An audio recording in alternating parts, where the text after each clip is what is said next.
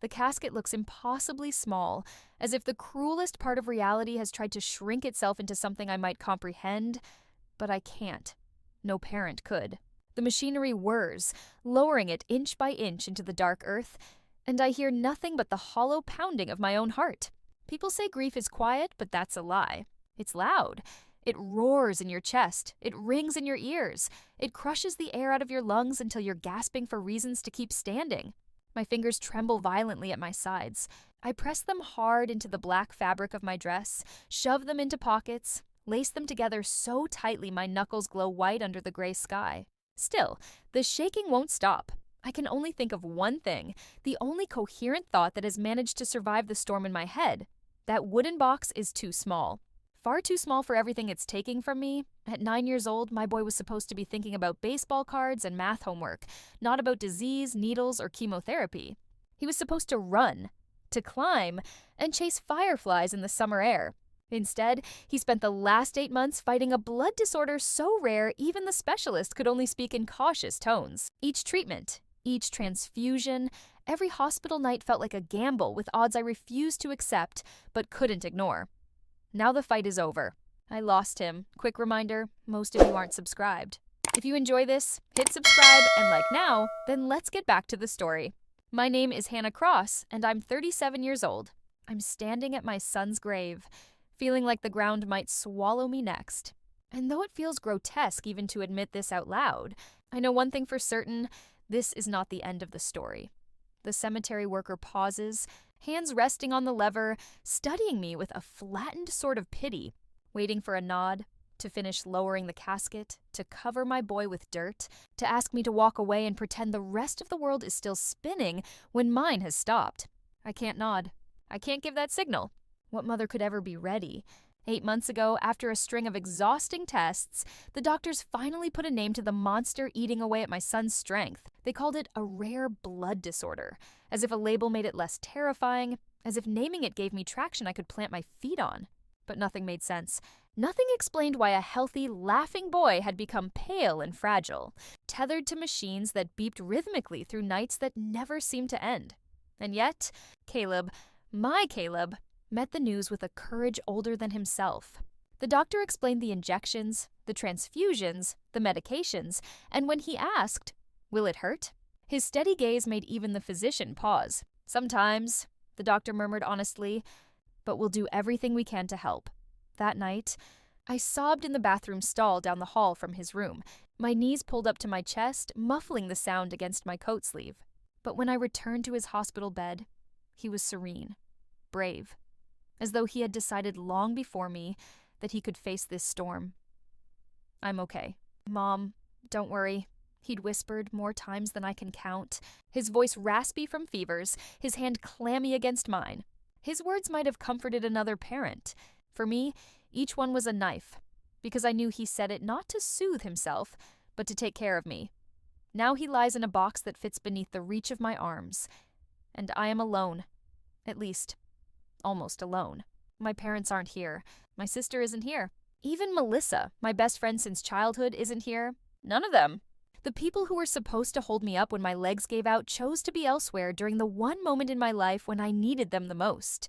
Their absence is a hollow roar louder than the priest's words, louder than the sob of the wind through the rows of graves. My phone buzzes in my hand before I even decide why I reached for it. Muscle memory, a reflex to the incessant weight of connection. The screen glows. My sister's Instagram loads automatically. Bright lights, golden laughter, champagne glasses clinking against crystal at the Grand Monarch Hotel. Time stamped less than 30 minutes ago. Right when I was kneeling at the edge of the pit where they lowered my son. I freeze, staring at Victoria's glittering engagement ring, at the glow of our parents smiling beside her. My parents. My flesh and blood. Celebrating. Toasting. Smiling while I stood sobbing at my only child's grave. The fury mixes with grief until I taste it metallic in my mouth. "Are you doing all right, dear?" The voice startles me. I look up into the wrinkled but steady gaze of Angela Reeve, my elderly neighbor.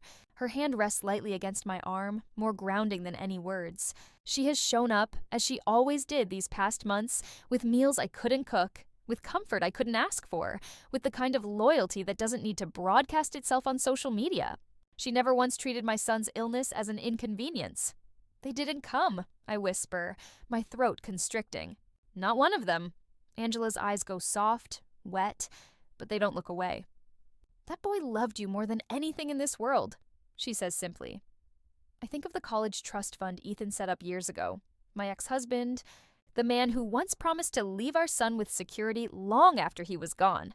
If anything ever happens, he had said before moving overseas for work, you're the beneficiary. I trust you'll do right by Caleb's memory. Ethan couldn't have known just how soon those words would matter.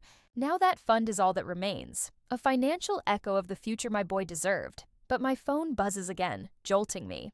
My mother's name appears. The message makes my skin go cold. Bring the trust documents tomorrow. We need to talk. I blink at the words. They couldn't come to their grandson's funeral, but they want trust documents? I type back with shaking fingers. I'm burying my son today. I can't talk about paperwork. Her reply comes instantly, sharp and dismissive. Don't be dramatic, Hannah. This is important for the whole family. The whole family. The same family that did not step foot in a cemetery today. The same family that swapped goodbyes for champagne toasts. Through the fog of pain, a chill clarity spreads in my chest like ice water. This isn't just about grief anymore. Something is wrong. Something much bigger is moving beneath the surface of what I thought I knew about my family.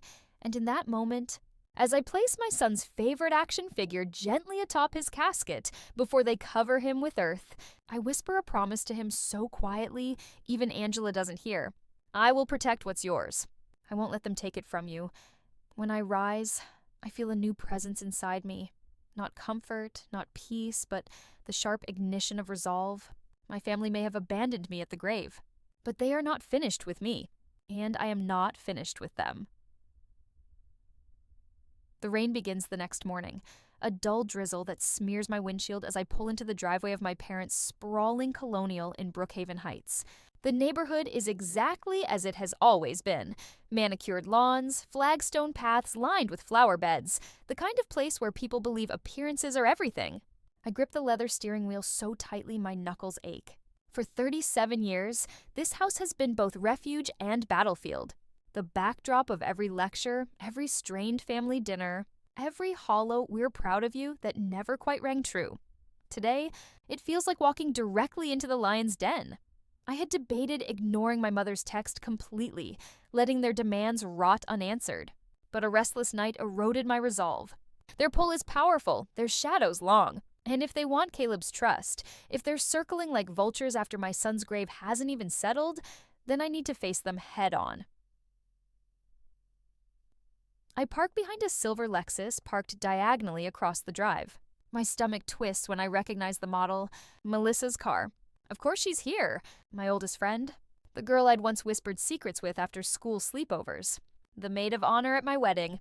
The one who held my hand when Ethan and I divorced.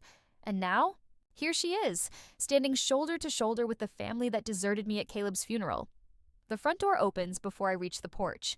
My father stands there in a tailored gray suit, hair combed into its usual boardroom neatness. His expression rehearsed into something that lands in the uncanny valley between concern and condescension. "Hannah," he says smoothly, voice pitched low, like addressing a hysterical patient. "Come in. We've been waiting." The words sting.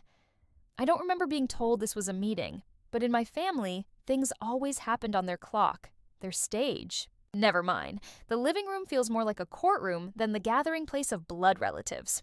Victoria, my younger sister, looks stunning in an ivory blouse and pencil skirt, her posture perfect, hair swept into a sleek twist.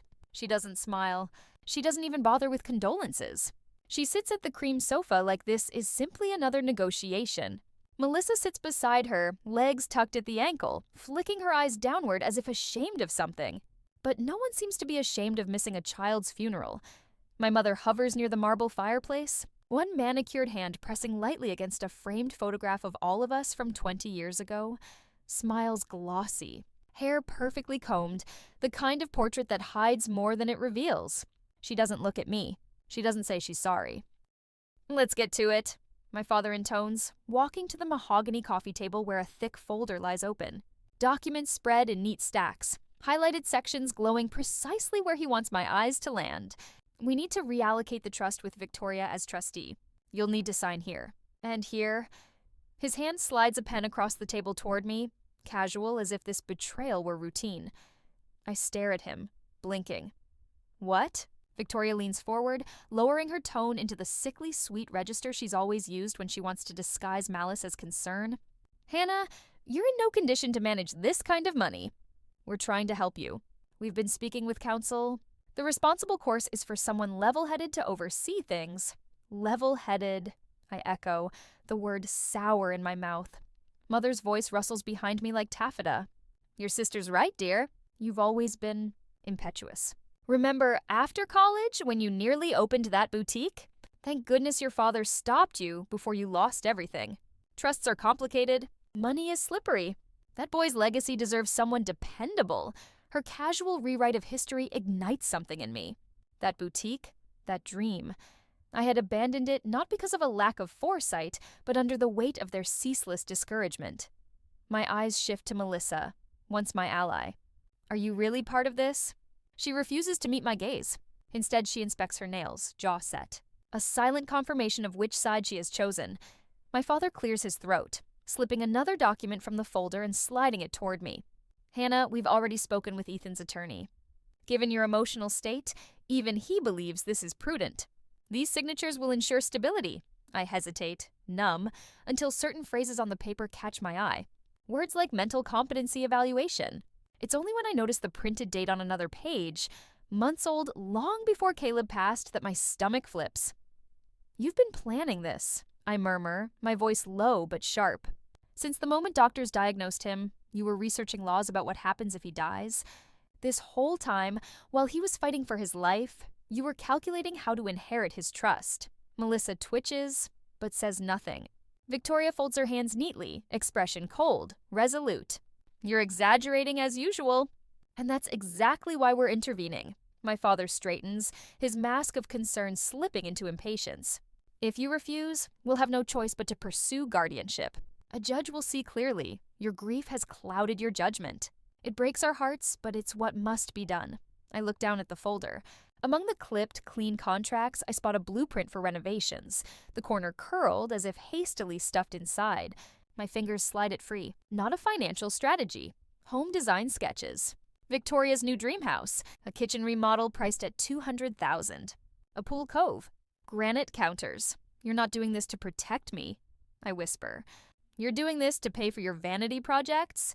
You didn't even have the grace to visit him in the hospital. Not once.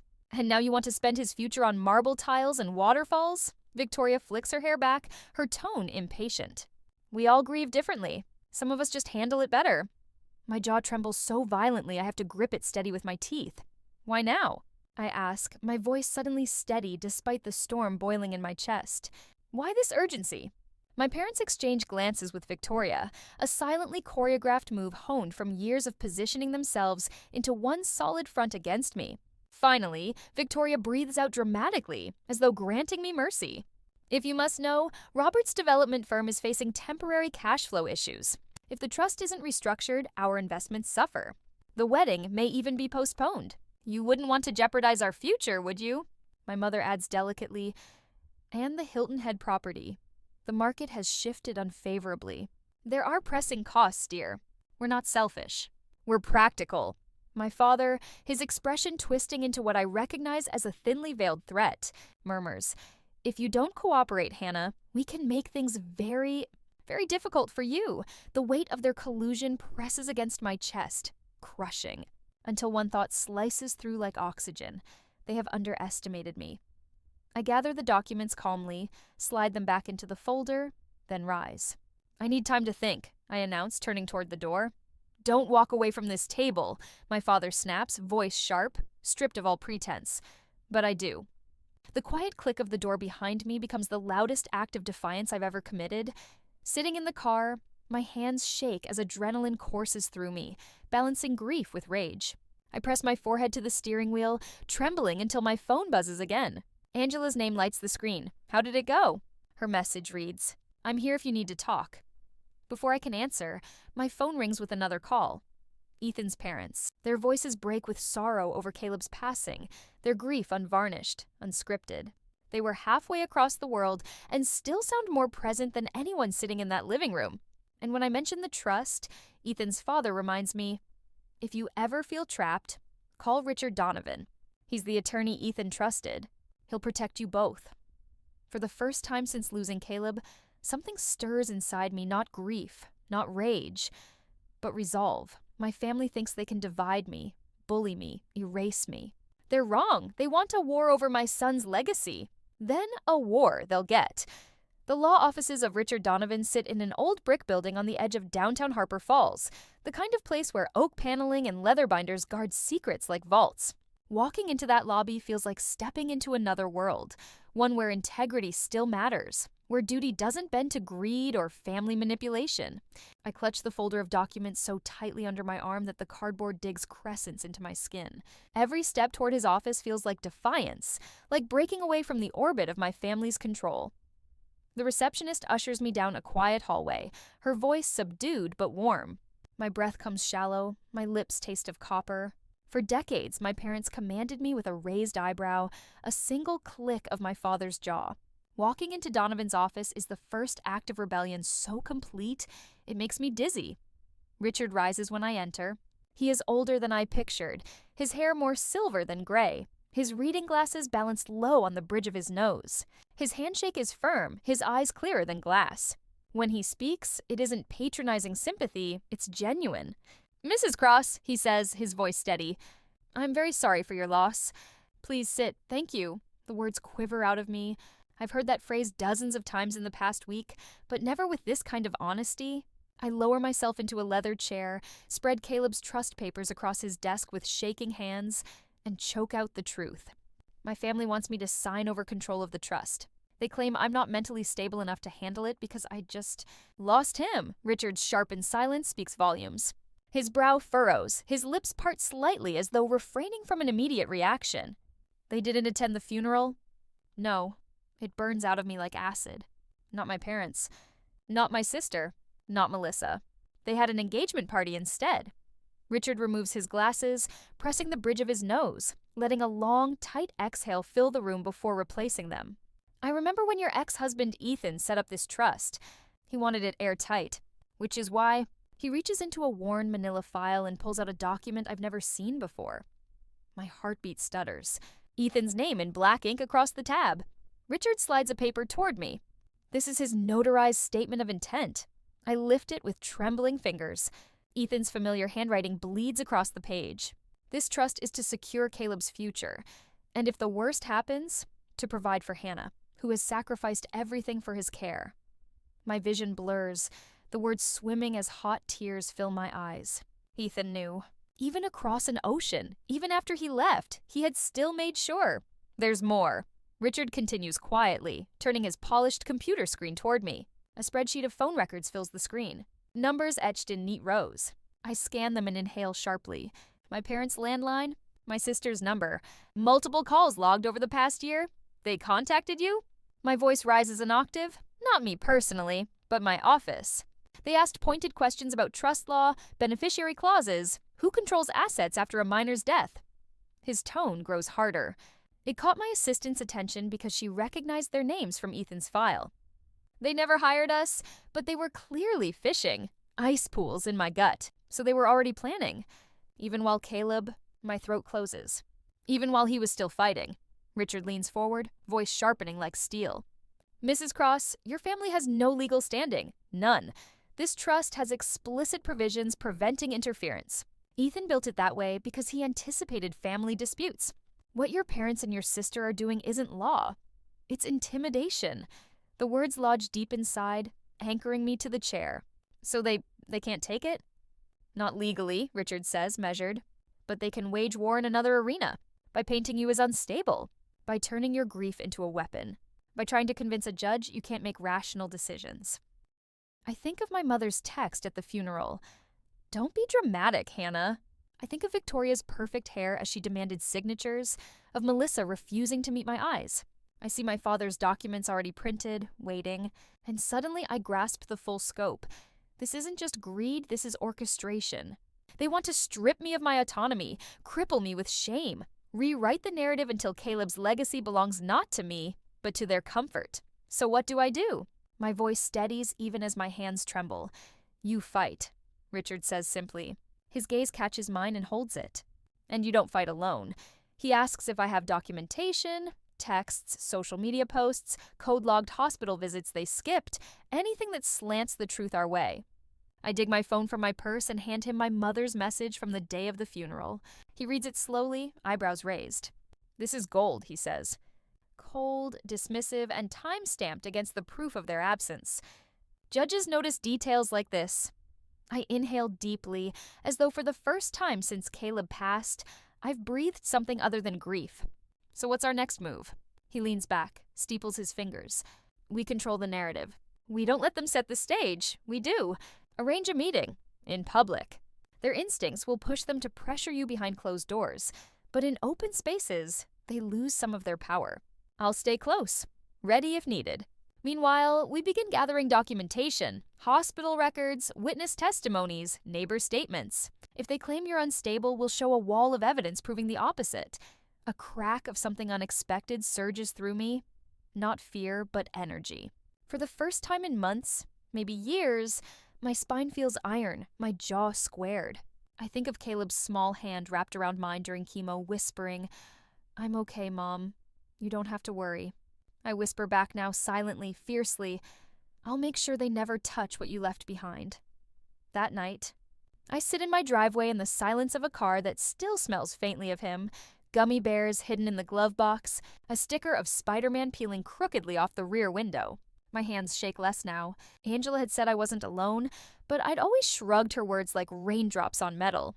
Now I believe her. Now I feel it. When I step into my house, the silence is no longer suffocating. The walls hold my grief, my memories, but for the first time, they also hold the seed of a plan.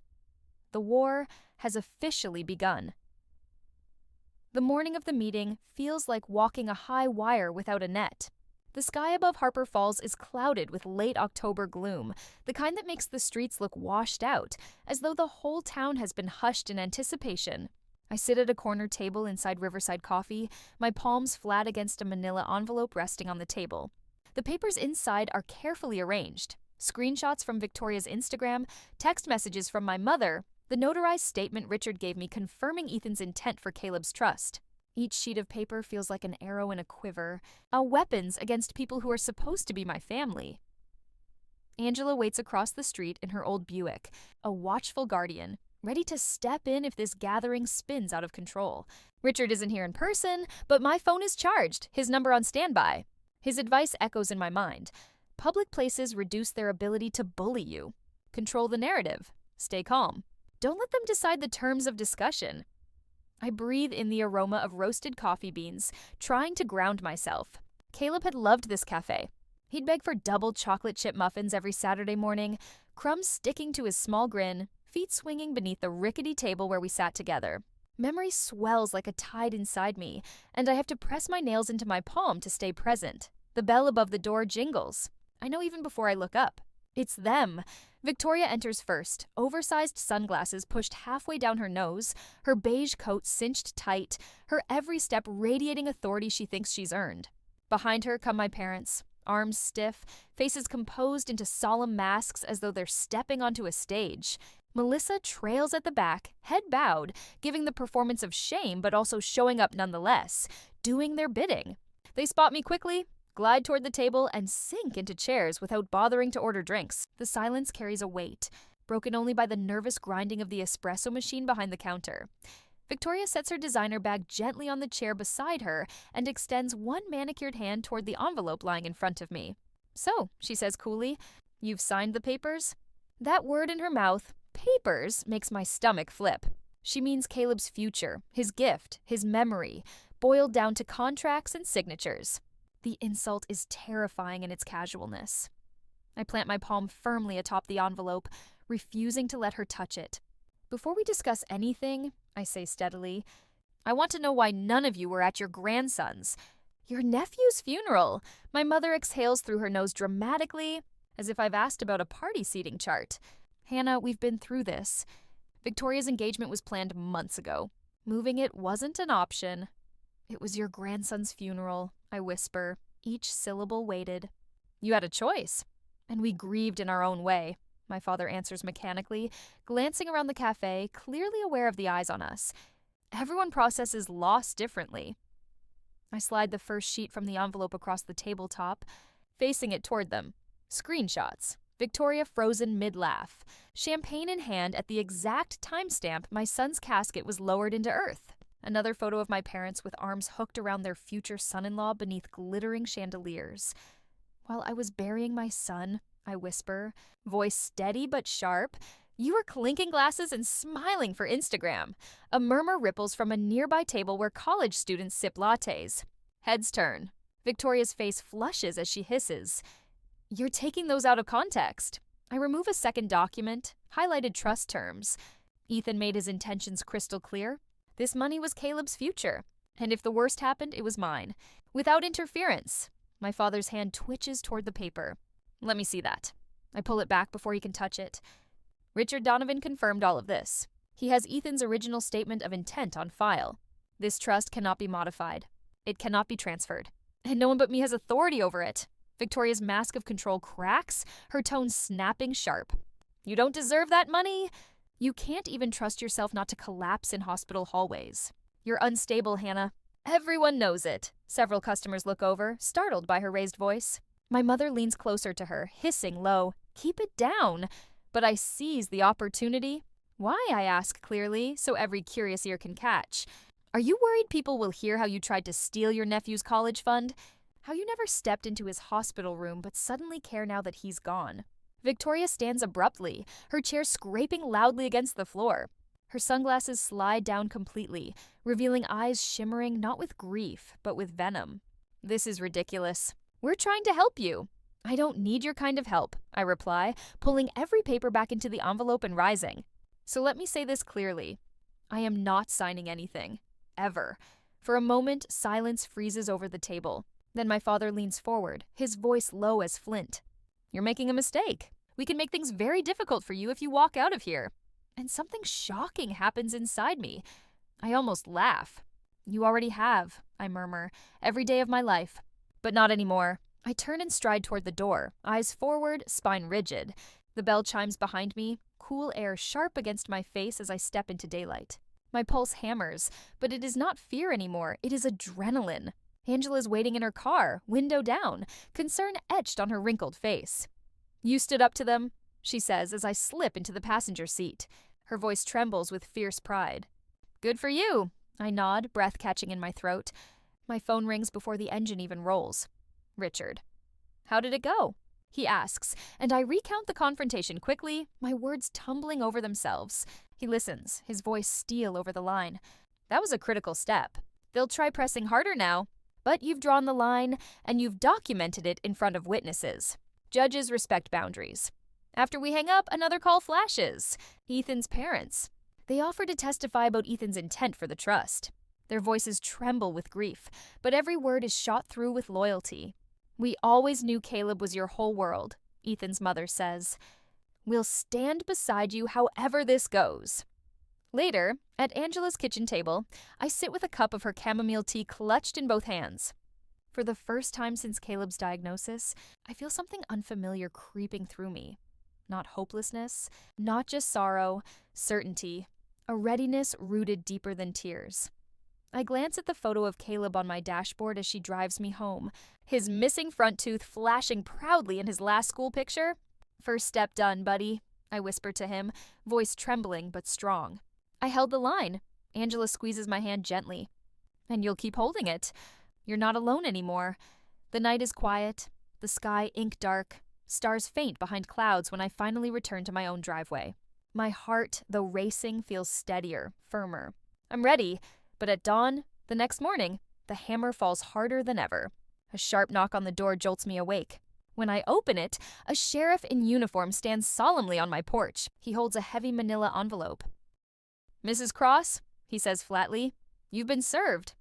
My stomach lurches as I grasp the papers and close the door. Alone in the kitchen, I tear open the seal. The words spill up at me in bold black type. Emergency petition for guardianship. Not just over Caleb's trust.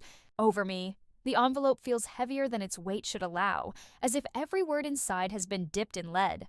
I carry it to the kitchen table, my breath short. my hands trembling as I peel it open. Paper slides across the wood like slabs of ice, and the legal heading hits me instantly. Emergency petition for guardianship of Hannah Cross. Guardianship, not just of Caleb's trust, not just money, me, my vision wavers. Words blur. It's one thing to attack my grief, another to twist my son's memory. But this is something darker, a declaration that I am incapable of managing my own life, incapable of agency, incapable of decision. A plan not just to take what remains of my son's future, but to erase me entirely. The sheriff's boots echo faintly in my mind as I swallow. Hard and flip through the petition. Affidavits. Exhibits. My chest seizes when I see the first signature. Melissa Bennett, my childhood friend. My ally through my divorce. They've pulled her firmly into their camp. The affidavit is 3 pages long, outlining every moment she apparently witnessed where I lost control. Me crying in hospital hallways, me forgetting to eat, me calling her in the middle of the night when Caleb's breathing terrified me, me stumbling through a grocery store half asleep after 2 days without rest. They've turned my humanity into a weapon. Ordinary grief, ordinary exhaustion, spun into a grotesque caricature of instability. The next affidavit belongs to my mother. Her words are softer but sharpened at the edges.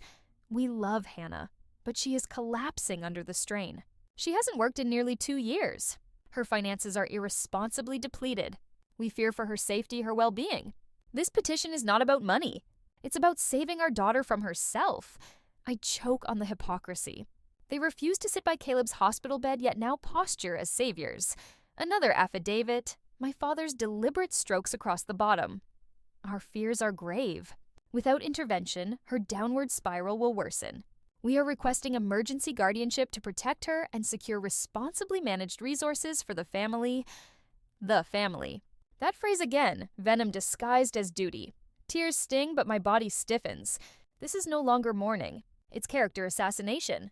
They are painting me as a woman unfit not just to manage Caleb's legacy, but to make any decision at all. I clutch the documents until the edges slice my palms, then force myself to breathe. I remember Richard's voice in our last meeting. They might try other tactics. Claim you're mentally unfit. Prepare for that fight before it begins. He knew. He warned me. I dial his number. He answers on the second ring. They filed, I whisper hoarsely. I know, Richard replies evenly, his voice calm as steel. The court just notified me. How are you holding up? I glance at the papers, my knees weak under the weight of betrayal etched into court records. Family names signed in black ink where love should have stood. They've twisted everything. They even cited Caleb's medical records, personal notes I gave doctors in confidence, about nights when I said I was overwhelmed. Victoria must have accessed them somehow. She did, Richard says grimly. My contact at Memorial confirmed your sister pulled Caleb's entire file 2 weeks ago, using an old emergency authorization. That in itself is a violation. The hospital's ethics committee has opened an internal investigation. Still, relief doesn't come. They'll quote every worst moment I had, every breakdown when Caleb was hooked to machines. That doesn't make you incompetent, Hannah. It makes you human, it makes you a caring mother. We'll prove that. His tone sharpens. You need to know. It's going to be ugly tomorrow. But we've prepared for this. We have neighbors, hospital staff, Ethan's parents, people whose loyalty isn't conditional on their own comfort.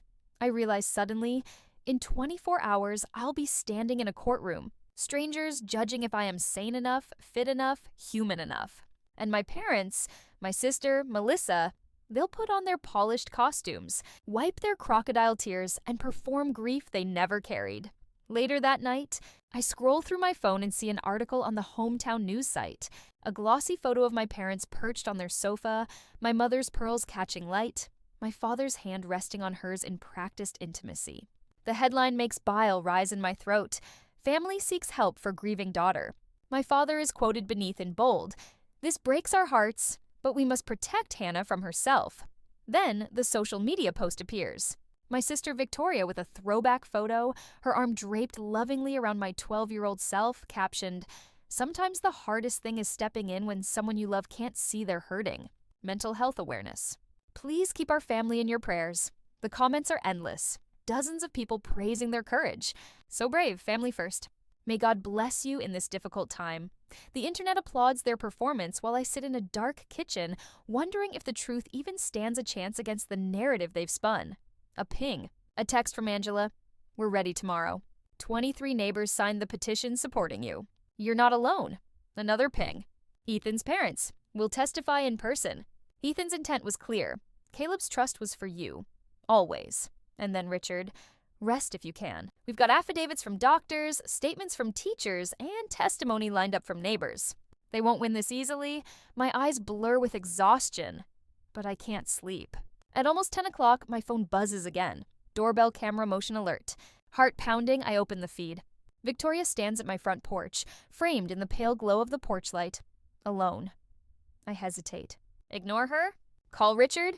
My hand trembles before sliding the security chain into place and cracking the door 3 inches. What do you want, Victoria? I say, voice shaking but firm. She tilts her head, expression softened to something deceptively tender. Just to talk. Let me in. No. She exhales, her act faltering, then gathers it again. Hannah, listen. This doesn't have to be messy. If you drop your opposition and sign papers tomorrow, we'll withdraw. Nobody will have to know the details. You don't want the whole town hearing about your episodes, do you? Her words hang suspended, poisonous. Episodes? I repeat slowly, her eyes sharpen. The times you broke down sobbing in the hallway. The night you called Melissa at 3 a.m. ranting about Caleb's breathing. The medication dosage you confused. They're all in the affidavits now. We'll destroy your reputation completely.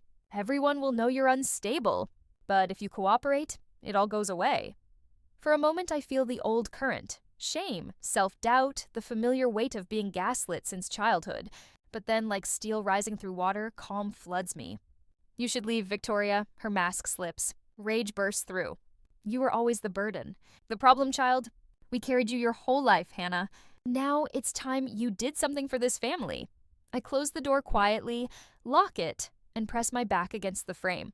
My hands are shockingly steady. I forward the recording from the security camera straight to Richard. His reply is instant, perfect. It's evidence. She sealed her own fate. I sink into Caleb's old room that night, clutching his stuffed dinosaur, whispering into the dark. Tomorrow is for you, for your legacy, for your name, and yet sleep refuses me. Because tomorrow, under sterile lights and oak benches, strangers will decide whether I remain free, or whether my family takes legal ownership of my life. The courthouse looks colder than I imagined.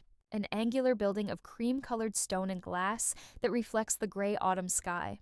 Walking up those steps, I feel like I'm entering a temple where judgment has weight, where invisible scales wait to tip either in my favor or against me. Angela's hand brushes against mine as we climb the stairs together. She doesn't speak, only squeezes, reminding me of her silent promise. You're not alone. Inside the courtroom, polished wood gleams beneath the fluorescent lights. The air feels heavy, like it knows the accusations tucked into folders, the betrayals dressed as concern. My parents sit with Victoria on one side, Melissa just behind them, all perfectly composed. My father has that same boardroom calm. My mother dabs her eyes with a tissue like an actress catching her cue. Victoria gazes straight ahead, aloof, controlled. Melissa can't meet my gaze. On my side, Richard pulls out his legal pad, his calm unwavering. Angela and Ethan's parents sit just behind, their faces solemn, their loyalty burning brighter than the chandeliers above us. I rub Caleb's locket between my thumb and forefinger, his photo pressed against my skin. All rise for the Honorable Judge Marion Peabody. Everyone stands. The judge enters, mid-60s, stern, her silver bun reminding me of steel pulled tight. She glances across the courtroom, her eyes cutting like scalpels. She opens the petition. These are serious allegations, she announces. This court will expect evidence, not emotion. Mr. Harrington, you may begin for the petitioners. The family's attorney rises, smooth and booming, his confidence tailored into his suit. Your Honor, we are here because Hannah Cross is unraveling under unbearable grief. She has lost her son, abandoned financial responsibility, displayed erratic emotional behavior. This petition is not motivated by greed. It is motivated by love. He gestures toward my parents, who nod with fabricated solemnity. Her family seeks only to protect her from herself. The judge leans forward. Present your first witness. Melissa. She walks to the stand, shoulders drawn inward, avoiding my eyes like our entire friendship never happened. She swears in, then clutches the railing with both hands. How would you describe Hannah's behavior during her son's illness? Harrington asks. Melissa swallows hard. She was obsessive. She questioned doctors nonstop, refused to trust them, called me at 3 a.m. crying. She once broke down in a hospital hallway so loudly the nurses came to calm her. She was consumed. I was frightened for her mental health. Her words slice. She isn't lying, not entirely. I did cry in hallways. I did call for help in the middle of the night, but she has hollowed the context, carved away love and fear, leaving only instability in its place. I glance once more at her. She still cannot meet my eyes. The cross-examination begins. Richard rises smoothly, his voice steady. Ms. Bennett, would you describe Hannah as a devoted mother? Melissa hesitates, visibly uneasy. Yes. Did she ever abandon her son's hospital room? No. Did she neglect to bring him to treatments? No. And were these midnight calls perhaps the cries of a mother terrified of losing her child? Richard asks, his voice soft but pointed. Melissa flinches. Perhaps, but no further questions.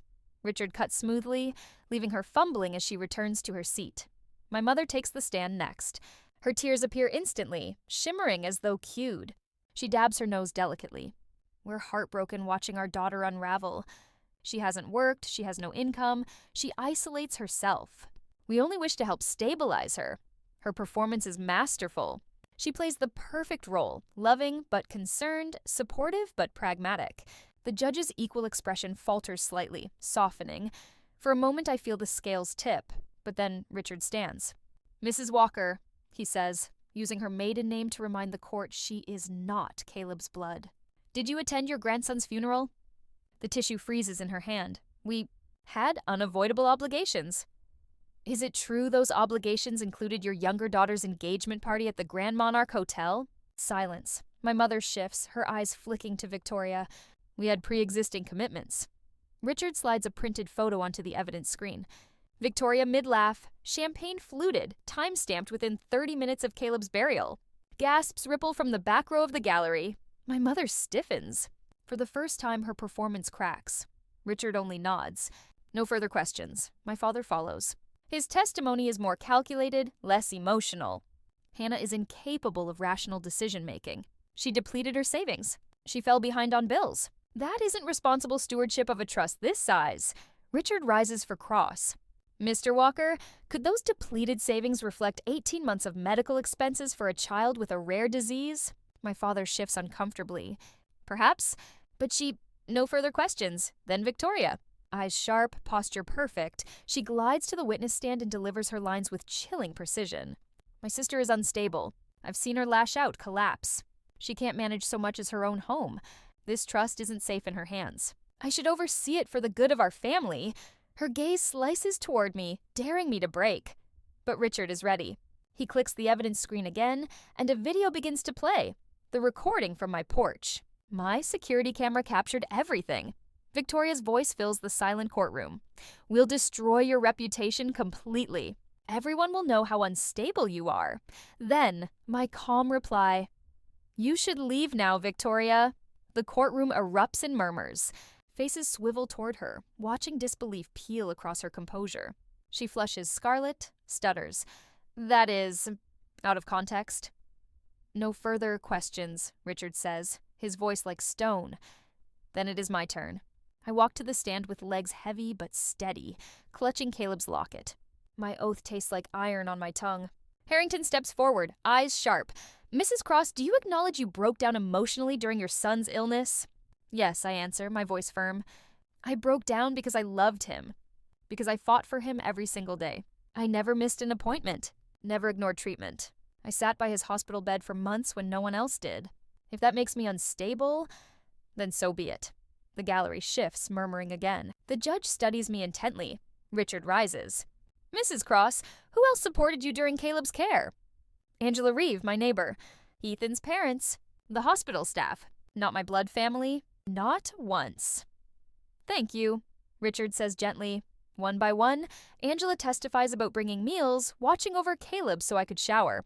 Ethan's father testifies about his son's intent, quoting Ethan explicitly. If Hannah outlives Caleb, everything goes to her. She sacrificed too much to be left with nothing. Then Richard plays the audio of our coffee shop meeting, the one where my parents and sister spoke openly about mortgages, properties, and using guardianship to access the fund.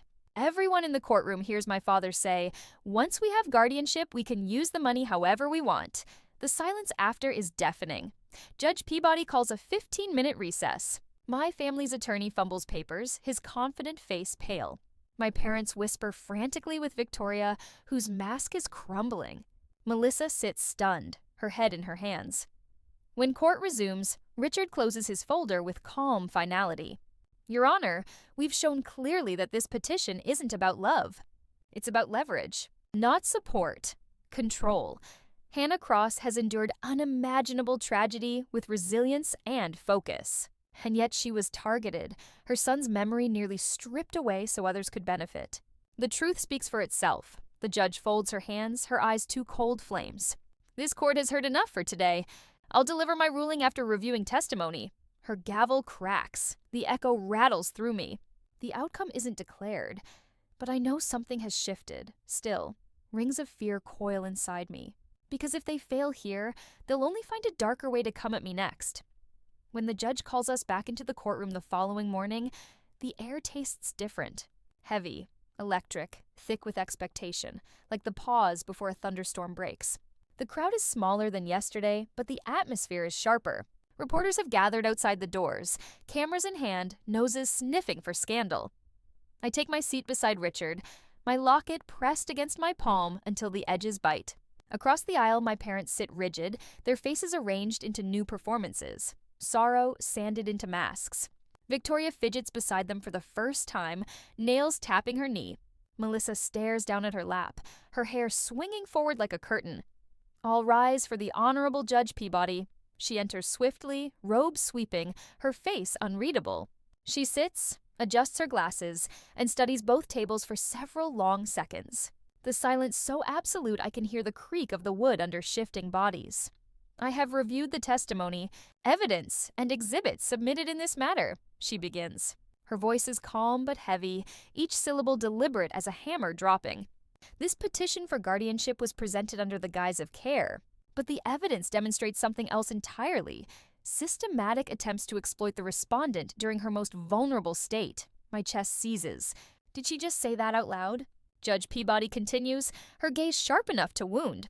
"This court finds no basis whatsoever for the petitioner's claims of incapacity. On the contrary, the evidence shows that Ms. Cross exhibited extraordinary devotion to her child, managing complex medical care, financial burdens, and day-to-day responsibilities with focus and determination despite significant hardship." A murmur ripples through the courtroom. Victoria's face goes ashen. My mother stiffens, jaw tight as she clutches her pearl necklace. The judge turns toward them, her eyes narrowing. "This court is deeply troubled by the petitioner's conduct. The audio recordings presented, combined with testimony, reveal calculated discussions of financial gain should guardianship be granted. The petition is hereby dismissed, with prejudice, meaning you may not refile on these grounds again." Richard nods subtly beside me. It's the legal equivalent of a guillotine falling, but Judge Peabody isn't finished. Her voice hardens like iron. "Further, this court orders an investigation into potential perjury by petitioners who presented testimony in direct contradiction to verified documentation. Allegations of unauthorized access to protected medical records will also be referred to the hospital's ethics committee and, if warranted, law enforcement." Melissa's head drops lower, shoulders shaking slightly. Victoria's mouth opens, perhaps to protest, but the judge lifts one sharp finger. "I suggest you remain silent, Ms. Walker." The sound of gavel against wood echoes like thunder. Finally, given the disturbing evidence of harassment and intimidation, an immediate restraining order is issued, prohibiting the petitioners from contacting Ms. Cross in any form. The words land in my chest like sunlight cracking storm clouds. It's over. At least this battle. I swallow hard, blinking hard against the tears threatening to fall. Judge Peabody fixes her gaze on me at last. For a moment, her stern expression softens. "Ms. Cross, you have endured unfathomable tragedy with remarkable clarity and strength. This court acknowledges your resilience. Your son would be proud of how you've safeguarded his legacy. Everything blurs. My eyesight, my body, the air itself." I nod, too choked to speak. Then the gavel strikes finality. "This hearing is adjourned." The noise in the courtroom surges like a wave, reporters rushing for the doors, murmurs spreading like wildfire. My parents spring to their feet, instinct pulling them toward me, but a bailiff steps in, enforcing the fresh restraining order. For the first time, their authority falters against a law they cannot charm or intimidate. Richard exhales, his mask of professionalism easing into something almost fatherly. "Justice was done today, Hannah," he murmurs. "And you made it happen." Behind me, Angela grips my shoulders, her voice trembling. "Caleb would be so proud, dear. Ethan's parents embrace me." Martha whispers into my ear, "You honored him, and you honored our son." But across the room, I watch my family, theirs faces unraveling. My mother's stage tears replaced by real ones now, ugly and hot. My father's jaw clenched so hard his teeth may crack. Victoria trembles, fury finally leaking through her polish. Melissa sobs silently into her hands, caught between shame and ruin. I should feel triumphant. Instead, what I feel is hollow relief mixed with foreboding. Because if there's one thing I've learned, it's that people who grow drunk on control rarely give it up willingly. Outside, reporters swarm. Bright flashes stab my vision, microphones shoved inches from my face. "Mrs. Cross, how do you feel about the decision?" I pause at the courthouse steps, inhale cool air, then straighten my shoulders. For the first time, I don't look down, don't shrink. "Today justice was done," I say clearly. "Justice for my son. His legacy will not be stolen." The cameras erupt in bursts of light. By the time I slide into Angela's car, my body is shaking again, the adrenaline draining.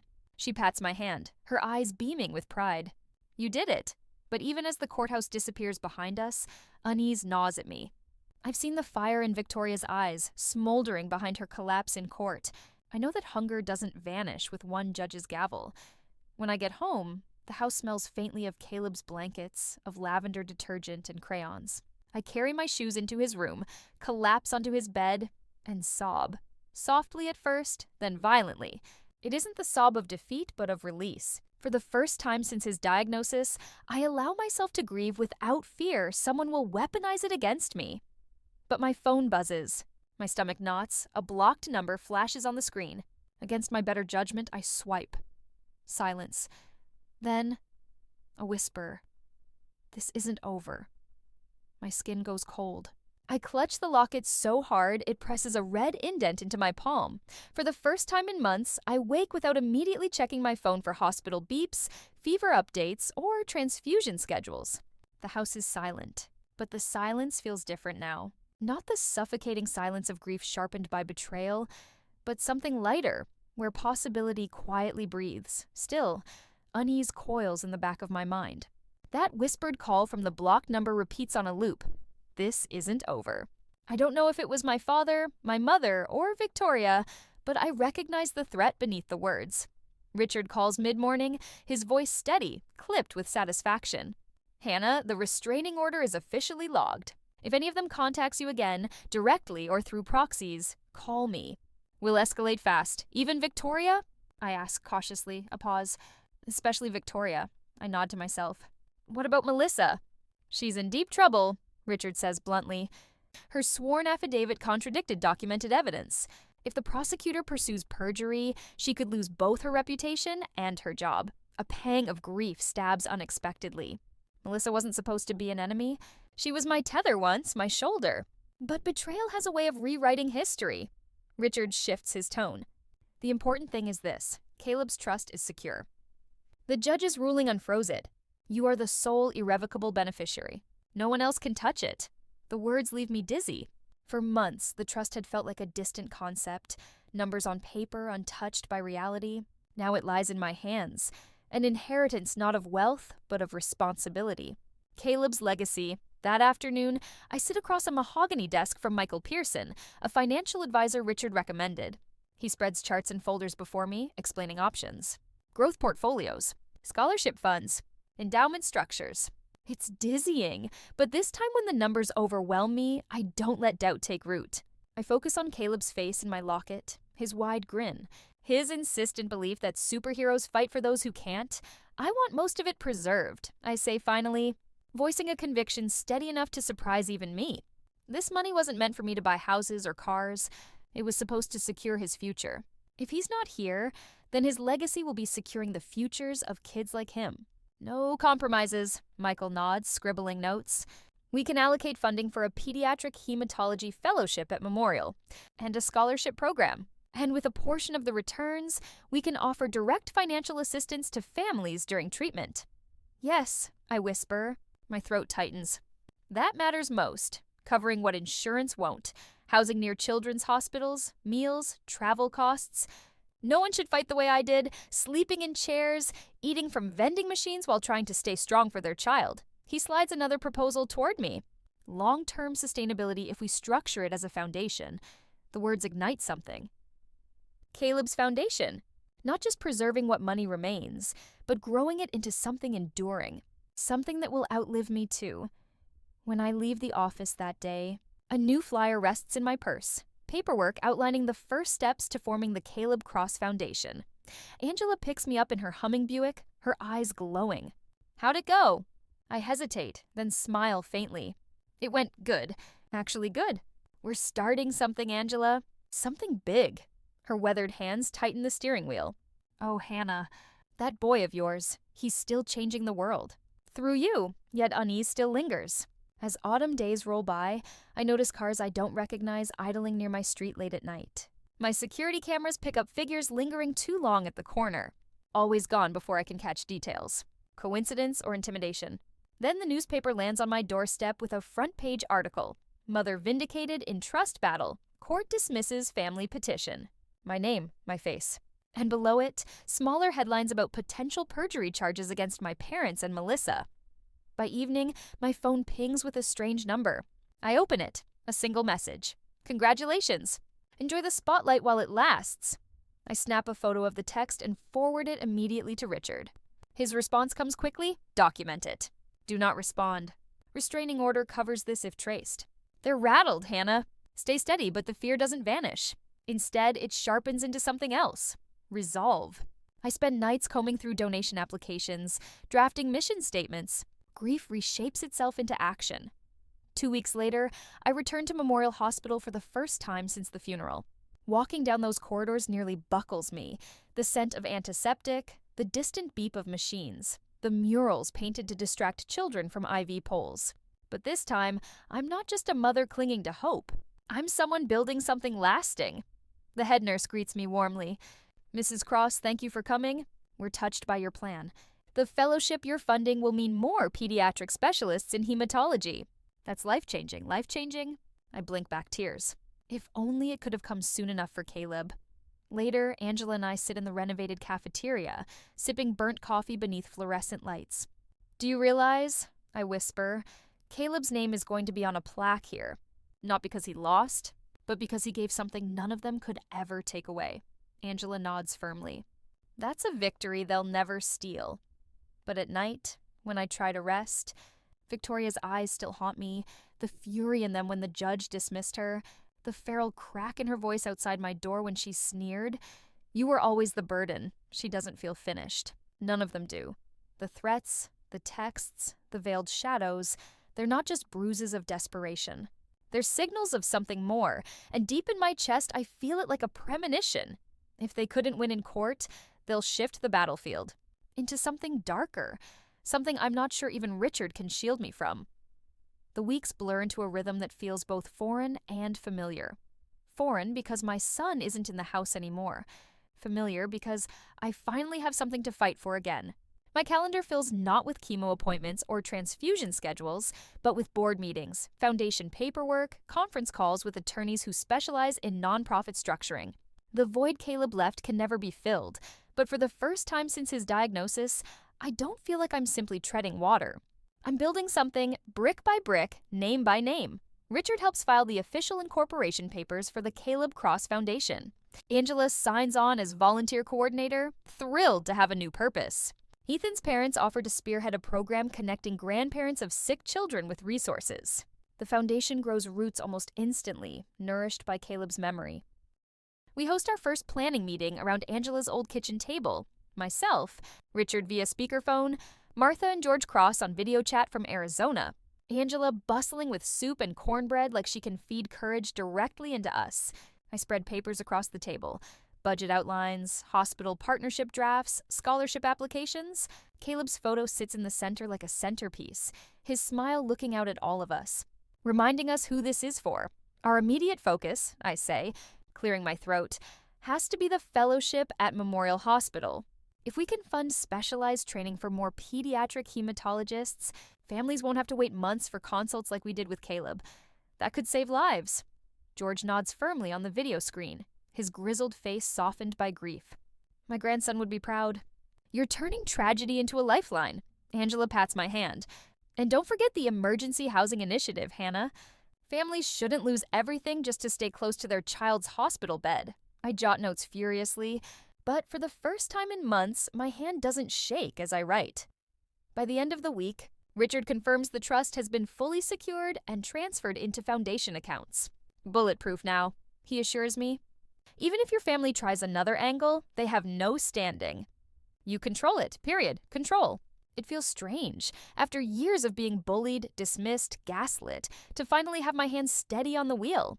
To realize I'm capable of steering a future bigger than myself. But shadows linger, because they're out there. My parents, Victoria, even Melissa. They lost, yes. They were exposed. But Predator's Corner don't retreat. They change tactics. And sure enough, the first sign comes quietly. One evening, Angela knocks on my door with worry etched across her wrinkled face. She hands me an envelope plucked from her own mailbox. Addressed not to her, but to me, slipped there by mistake. No postmark, no stamp. Inside a printed sheet, a tabloid headline mocking me. The words scream, "Unstable mother squanders son's legacy in Vanity Foundation." Beneath it, fabricated quotes attributed to anonymous family sources, accusing me of spending hundreds of thousands on lavish dinners, marketing consultants, and expensive clothing. My stomach clenches. None of it is true. Every cent is accounted for in legitimate board reports, but truth doesn't always matter in whispers. Lies, repeated enough, become smoke that can smother reputations before facts can clear the air. I send the sheet to Richard. He calls me within minutes. This means they've shifted strategy, he says. If they can't win through courts, they'll try through public opinion. Papers, gossip, rumor. The motive is obvious. Smear you, tarnish the foundation before it takes root. Don't panic. The truth will outshout lies if we get ahead of it. Still, my chest aches with dread. The foundation depends on donors, partners, trust. If Victoria sows poison fast enough, she could damage it before it grows. Angela sees my fear. "Courage, dear," she whispers, gripping both of my hands with her frail but steady strength. Remember Caleb's words, superheroes are brave even when they're scared. The following week, we hold the launch dinner for the foundation. Not lavish, as the fabricated gossip claimed, but simple. A church hall low-lit with candles, potluck dishes from neighbors, a slide projector showing photos of Caleb's bright face, his missing front teeth, his superhero pajamas in hospital rooms. I tell his story through cracking but steady words. His bravery, his insistence on hope. His plan to be a doctor one day to help other kids like him. By the end of the night, donations pour in, small checks, cash envelopes, a pledge from one local business to fund the first Caleb Cross Scholar at Memorial Hospital. The lies cannot kill this. Truth, anchored by sincerity, rises stronger, but 2 days later, another threat punches through. I find my car vandalized in the driveway. Someone carved thief across the side in red spray paint. Angela rushes outside when she hears me scream, covering her mouth in shock. Oh, Hannah, I snap photos immediately, send them to Richard, then to the police. "This violates the restraining order," Richard says with tight fury over the phone. "File a report. We'll press charges." But when the police arrive, they shake their heads. Without security footage directly tying them, it could be anyone. And I know exactly who it is. Victoria always did love spectacle. She doesn't just want to punish me. She wants to humiliate me publicly, in front of neighbors, colleagues, donors. That night, I sit in Caleb's room, staring at his photo glow-tacked to the wall. "They won't win, buddy," I whisper. I promise you, they won't. Yet deep inside, fear prickles sharper than ever. Because vandalism is escalating. And from here, there are darker places they could go. The next morning, as I'm pouring coffee, my phone buzzes with a restricted number. Against every rational impulse, I answer. A voice I know too well breathes across the line. "Victoria." "You're not untouchable, Hannah," she hisses. "Enjoy your little foundation." But remember, spotlights can burn. Then she hangs up. The morning after Victoria's whispered threat, I wake with a clarity I hadn't felt in months, maybe even years. Fear has been my companion for so long. Fear of illness, fear of loss, fear of saying goodbye, fear of being alone, that I almost didn't notice when something new quietly bloomed inside me. Resolve, because she's wrong. I am untouchable, not because I'm invincible, but because the truth I carry is heavier, brighter, stronger than any smear, any rumor, any knife they try to bury me with. And my proof is everywhere. Angela arrives with a trunk full of casseroles donated by neighbors who call themselves Caleb's Army.